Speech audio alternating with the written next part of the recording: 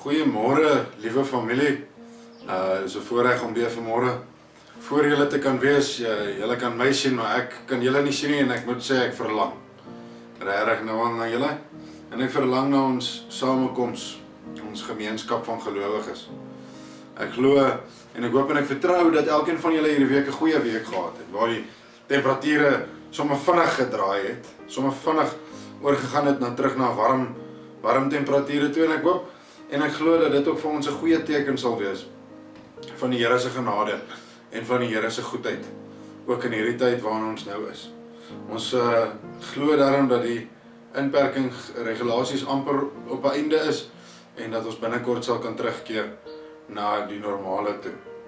Ek wil sommer, voordat ons open met 'n gebed, wil ek so 'n paar algemene opmerkings maak, dieselfde wat ek verlede week gemaak het, oor die boek Openbaring, want soos julle weet is ons op die oomblik in 'n reis deur die 7 briewe aan die 7 gemeentes van Openbaring, en ek wil graag vanoggend net weer so 1 of 2 opmerkings maak.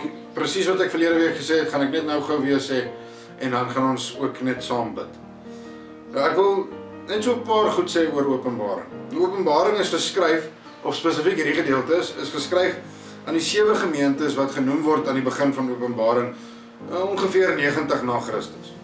Nou hierdie tipe briewe wat ons lees, hierdie wat ons vandag ook gaan lees, is briewe wat voorkom wanneer daar een of ander tipe verdrukking plaasgevind het onder die Christene.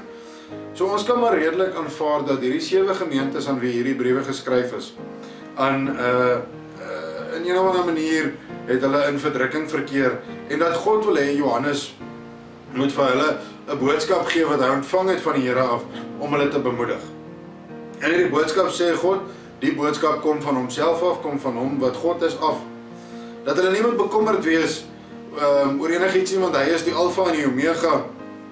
Hy is die een wat was, die een wat kom, en die een wat uit die dood uit opgestaan het. En in die 3de plek sê hy, hierdie gemeentes moet weet, dat God hulle leraars vashou. Nou dus, wil ek net weer herhaal, dit is 'n boodskap van troos en bemoediging wat ons bekry aan die begin van Openbaring, en eintlik aan die begin van elke brief, aan die begin van al 7 briewe. En dan sien ons, gee God vir Johannes die opdrag hier in Openbaring, skryf vir hierdie gemeentes 'n brief. En vandag gaan ons aandag gee aan die 2de van die 7 briewe, naamlik die brief van Smyrna. So ons gaan lees uit Openbaring 2 verse 8, van vers 8 af tot vers 11. Dit is ons teksgedeelte vir vandag, maar ons gaan nou daarby uitkom. Voordat ons daartoe gaan, wil ek graag eers vir elkeen van julle uitnooi. Daar waar julle is, kom ons raak vir 'n oomblik rustig, as 'n familie, as 'n gesin, as geliefdes by mekaar. En daar waar julle is, bid saam. Bid gou vir die land, vir die wêreld, vir die mense, vir hierdie erediens, vir ons gemeenskap, vir ons dorp, vir mekaar en vir onsself. Kom ons vat 'n oomblik en ons doen 'n tuisgebed.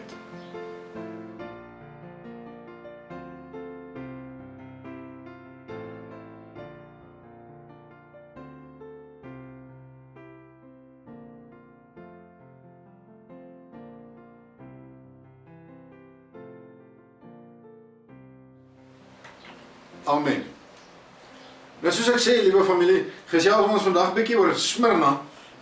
En ek wil vir ons lees hier uit Openbaring 2 vers 8 tot 11.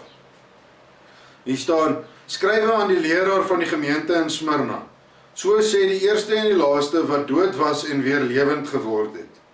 Ek ken julle verdrukking en julle armoede en tog is julle ryk. Ek weet ook van die kwaadstokery van die mense wat daarop aanspraak maak dat hulle Jode is en dit nie is nie, maar tot die sinagoge van die Satan behoort. Moenie bang wees vir wat julle alles gaan ly nie. Kyk, die duiwel gaan party van julle in die tronk laat gooi, sodat julle in beproewing sal kom. En julle sal 10 dae lank baie swaar kry. Bly getrou tot die dood toe, en ek sal julle die lewe as kroon gee. Elkeen wat kan hoor, moet luister na wat die Gees vir die gemeente sê. Die wat die oorwinning behaal, sal beslis nie deur die tweede dood getref word nie. Net so ver, kort en kragtig. Soos ek sê, vandag gee ons 'n bietjie aandag aan Smyrna. Nou Smyrna is interessant genoeg die enigste gemeente of stad dan nou wat vandag nog bestaan. dit is baie interessant, hierdie stad bestaan nog, en ook die Christelike kerk bestaan nog binne in hierdie stad. Die vorm van kerk wat daar kry is die Oosterse ortodokse kerk, waarin meer as halfte van die inwoners van hierdie stad behoort. En dit is eintlik 'n wonderlike getuigskrif, want dit is 'n gemeente wat heel waarskynlik so 55 jaar na Christus gestig is, wat omtrent 2000 jaar later nog steeds bestaan. Die Smyrna van daai tyd waarvan ons nou hier gelees het, net soos Efese wat die eerste brief is 'n groot handelsstad gewees met 'n baie goeie hawe. Ons lei af van die stories oor Smyrna dat die stad baie ryk was. Die inwoners ook was waarskynlik baie ryk. Maar ons lei ook af dat die Christene nie in hierdie rykdom gedeel het nie. En ons sal later 'n bietjie daar stil staan. Smyrna was verder een van die sogenaamde vrystede in die Romeinse Ryk. En wat dit beteken het is, al het die stad onder die Romeinse Ryk geval, kon hulle self regeer, kon hulle nog steeds die vryheid hê om oor hulle eie sake te besluit. Daar was egter een voorwaarde verbonde hieraan. Hulle moes bereid wees om die keiser te vereer en aan hom offers te bring. Of dan nou in kort om keiseraanbidding te doen, om die keiser te aanbid. Keiseraanbidding, lees ons ook in die geskiedenis, was aanvanklik nie afgedwing nie, maar eerder so as 'n gebaar van dankbaarheid teenoor die Romeinse Ryk wat spontaan ontwikkel het in die stad. 'n Offer aan die keiser het vir 'n mens 'n tipe van 'n sertifikaat gegee, sodat jy kon handel dryf, dat jy kon produseer, dat jy kon koop en verkoop. Selfs aan die Jode is hierdie sertifikate gegee, wat eintlik vir hulle burgerskap gegee het binne die Romeinse Ryk. Die sertifikaat wat hulle gekry het gesê, jy is nou een van ons, en dus kan jy met die Romeine saamleef en saamwerk en bietjie lewe op so 'n manier. Aanbidding van die keiser, as ook 'n aanvaarding van die Romeinse kultuur en die wyse van 'n lewe, van hulle lewe, was so half 'n paspoort na sukses, na geld. Nou die stad as 'n geheel, omdat hulle elke dag 'n offer aan die keiser gebring het, is deur Romeinse soldate opgepas, op koste van die keiser. Dis nog as 'n interessante dinamiek wat hier gebeur het, was so half die een hand was die ander, is julle aanbid my en ek sorg vir julle, ek pas julle op. Nou in hierdie omstandighede, familie, moes die gelowiges, die Christene in Smyrna, Christene wees, of eintlik maar probeer wees. Natuurlik, logies was hulle nie bereid om die keiser te aanbid nie. Hulle het net een Here geken, en daai Here is Jesus Christus, die opgestane Here. En juist omdat hulle nie bereid was om dit te doen nie, juist omdat hulle nie bereid was om die keiser te aanbid nie, het hulle in 'n posisie van onderdrukking, verontrechting gestaan. As jy nie die keiser wou aanbid nie, kon jy nie produseer nie, kon jy nie verkoop nie, kon jy nie deel wees van die ekonomie in die stad en die hawe nie. Jy kon nie 'n inkomste genereer nie. En dis hoekom ons lees Openbaring 2 vers 9 wat sê die mense was arm. Arm as gevolg van hulle onderdrukking deur Rome. Maar hulle het nie prys gegee, hulle het nie hulle geloof prys gegee om 'n beter lewe te hê nie, want die keiser sou hulle nooit aanbid het nie. Nou die ironie van die hele saak is dat dit nie die Christene van hierdie stad se grootste probleem was. Daar was 'n ander probleem, naamlik die sommige Jode wat deel van hulle gemeenskap was. Nou ons moet net onthou dat na die opstanding van Jesus en veral na die val van die tempel, so 70 na Christus, het baie Jode die vroeë kerk, wat gegrond was op die woorde en die dade van Jesus, eintlik maar as 'n sekte gesien. Hulle het die vroeë kerk gesien as 'n afwyking van die ware geloof, die Jodendom wat aan die Ou Testament vasgehou het. Nou hierdie Jode wat in hoofsaak eintlik bely het dat die mens slegs deur onderhouding van die wet gered kan word en nie deur geloof in Jesus Christus, soos wat die Christene van Smyrna geglo het nie, lei 'n mens eintlik af. Hulle het die wêreld van die Christene baie moeilik gemaak, hierdie ouens wat so geglo het. Nou een van die maniere, lees ons veral in Lukas, in Handelinge en in die Evangelie van Johannes, was om die Romeine eintlik aan te wakker teen die Christene, om te sê, maar hierdie Christene is moeilikheidmakers, hulle is anarchiste, hulle is slegte mense wat niks goed wil hê vir die wêreld nie. En so het die Romeinse owerhede eintlik maar of hierdie beeld van Christene gekry in daai tyd. Ons moet goed onthou dat die Jode van daai tyd, die Fariseërs, deur die grasie van Rome oor Palestina kon regeer.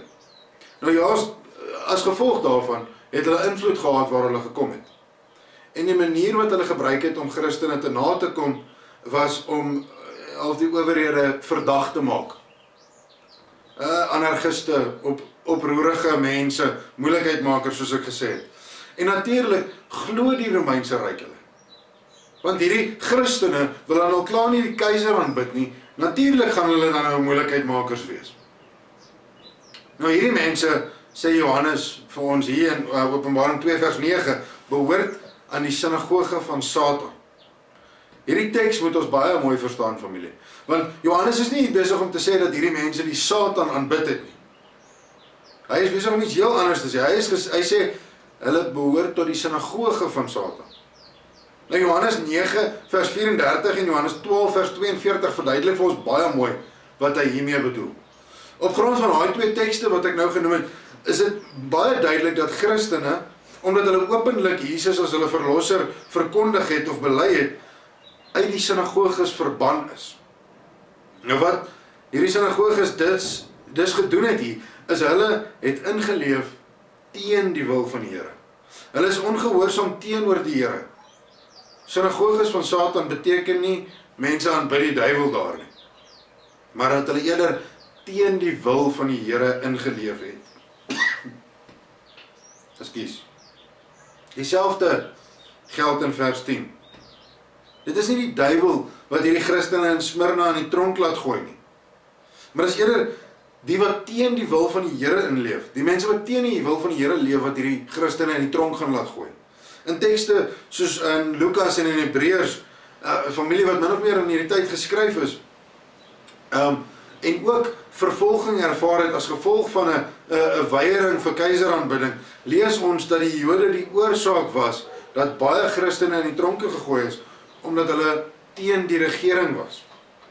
Dit sien ons baie duidelik, kom nou hierdie Christene in Smyrna ook oor.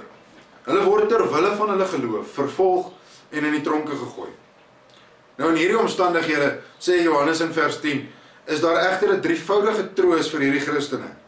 Indien hulle bly vashou aan die Here en die getuies vir die Here bly, hoef hulle nie bang te wees nie. Want die lyding, sê hulle, sal net 10 dae duur. Hierdie 10 dae, en dit is seker nie eens eintlik nodig om te sê nie, moet simbolies verstaan word. Nou hoekom sal hy 10 dae gebruik? In die Ou Testament, veral in Daniël en in Esegiel, sien ons dat die tydperk van 10 dae dui op 'n afgeronde tydperk van toetsing. Met ander woorde, die Here sal hulle nie bo hulle vermoë toets nie. Hulle sal wel, indien hulle aan die Here vashou, die lyding kan weerstaan. Tweede plek is hulle troos dat hulle die lewe as 'n kroon sal ontvang. Openbaring 2 vers 8 sê, die boodskap kom na hulle toe van die eerste en die laaste, die een wat dood was en weer lewend geword het. Dis staan nie, omdat Jesus klaar die dood oorwin het, sal hulle ook lewe, saam met hom, al sterf hulle.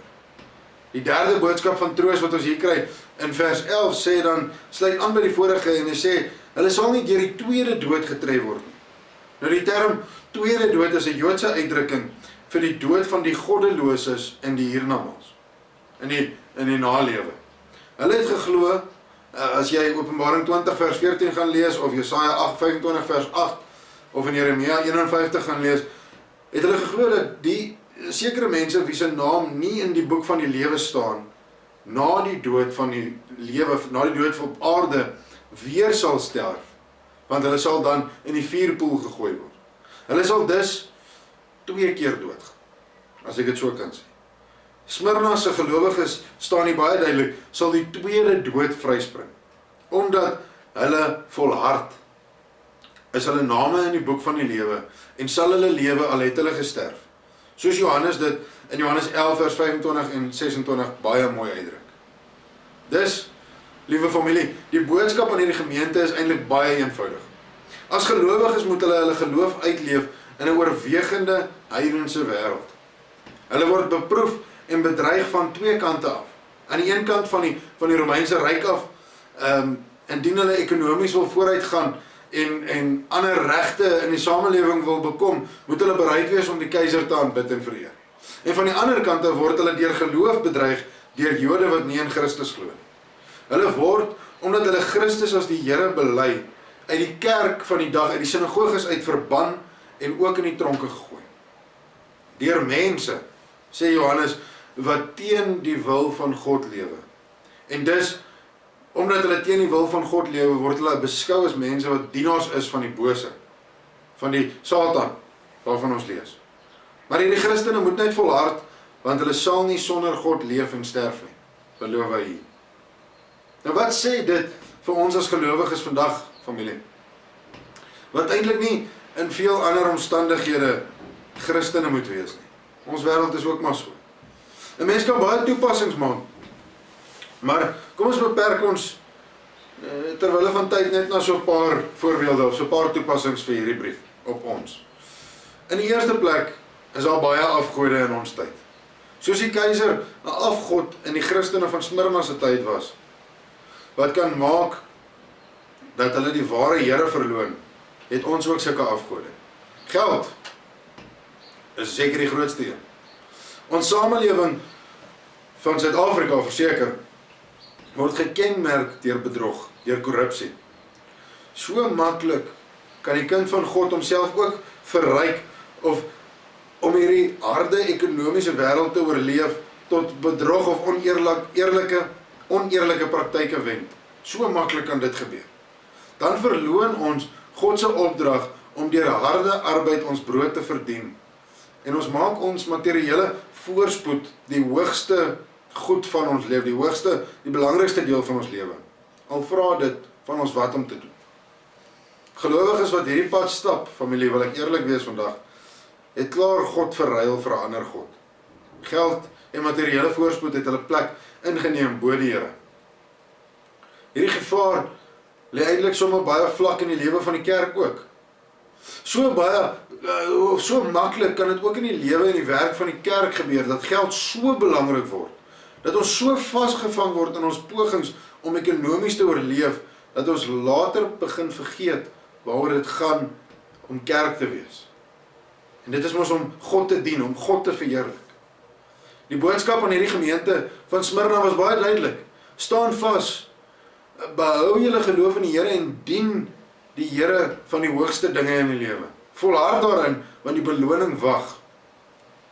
Sal dit nie wonderlik wees, familie, dat 200 jaar later, of 2000 jaar van nou af, ons kinders sal sê, omdat die Christene van daai tyd, ons nou, in hulle omstandighede 2000 jaar gelede volhard het nie, en nie bereid was om hulle geloof op te gee vir 'n makliker wêreldse lewe nie, kan ons vandag nog deel wees van hierdie lewe.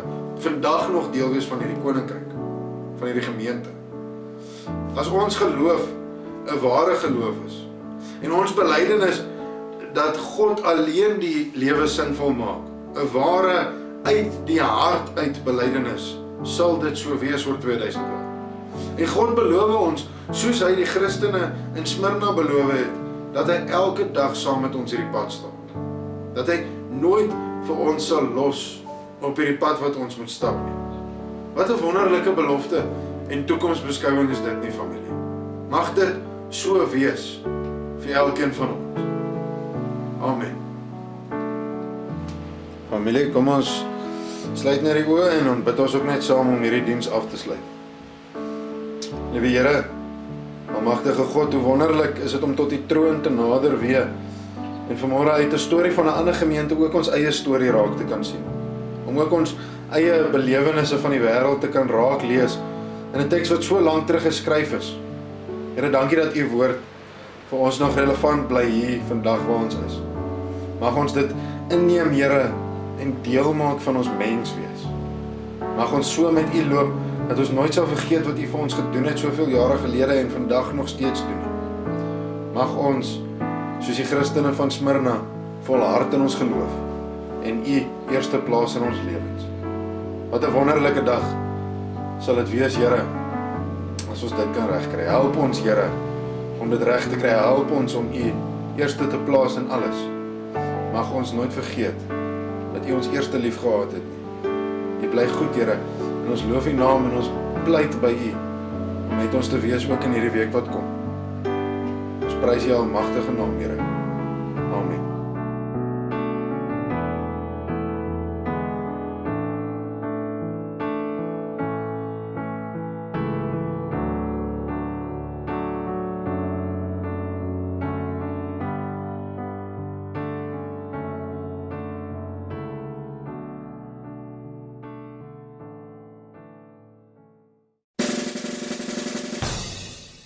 Happy birthday to you. Happy birthday to you. Happy birthday, happy birthday. Happy birthday to you.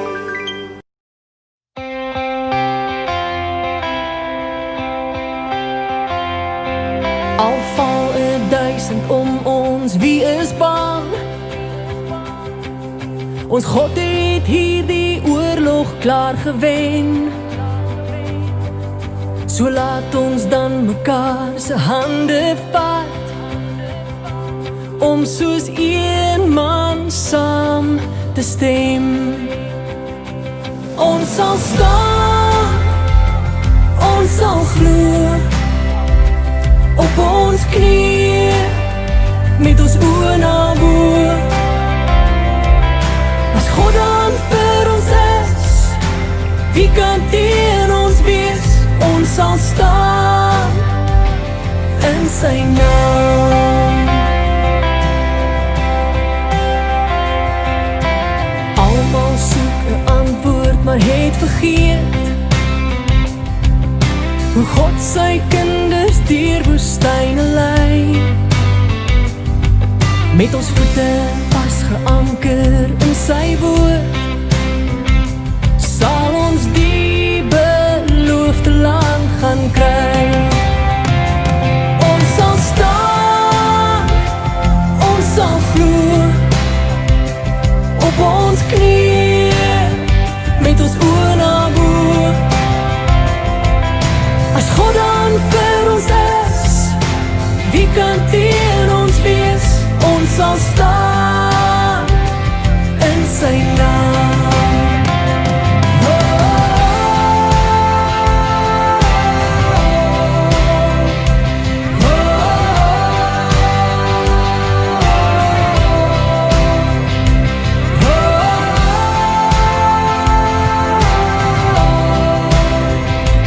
Ons sal staan in sy naam.